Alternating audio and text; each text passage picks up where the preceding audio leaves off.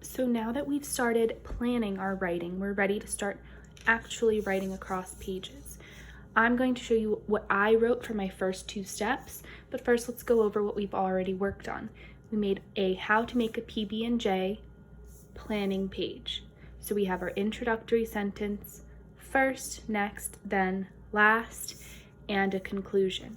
And we were also working on the things that you need to make a peanut butter and jelly sandwich.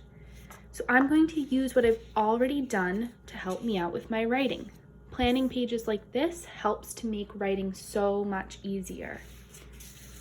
So let's move on to our paper. You should have your first blank page ready to go. And I started by just copying my introductory sentence. So easy peasy. I am going to teach you how to make a peanut butter and jelly sandwich. Done. So that part is done. You can give it a check. Now we move on to what happens first. And here we were just planning. So in my writing, I'm going to take my time to write a little bit more than what I had on my planning page. So I really need to think about what happens when I get ready to make a PB&J. First, get everything you need. Well, I'm going to write what you need, not just say get everything you need. So first, gather everything you need. So now I start listing all of the things you need, right? Get a plate, 2 pieces of bread, a knife, some peanut butter, and some jelly. Now I'm ready to write the next part of my first step, which is put 2 pieces of bread on your plate. So I wrote that down here.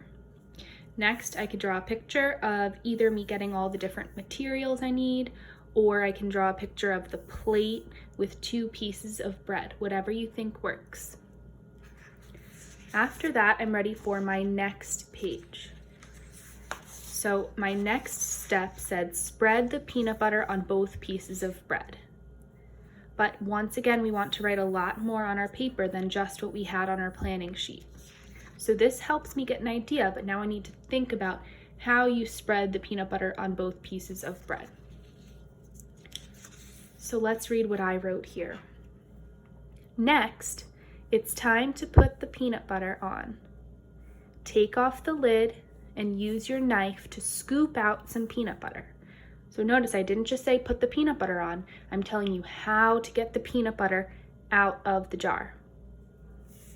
Here I even have a warning. Be careful not to drop any. Spread the peanut butter on both pieces of bread. Don't forget to rinse the knife when you're done. So we can add in little reminders to the reader like this during our steps to add more detail. And when you're making a peanut butter sandwich, after you finish using the knife for the peanut butter, you don't want to dip a dirty peanut butter knife into the jelly. So you can write a warning, you could write some advice. Don't forget to rinse the knife when you're done.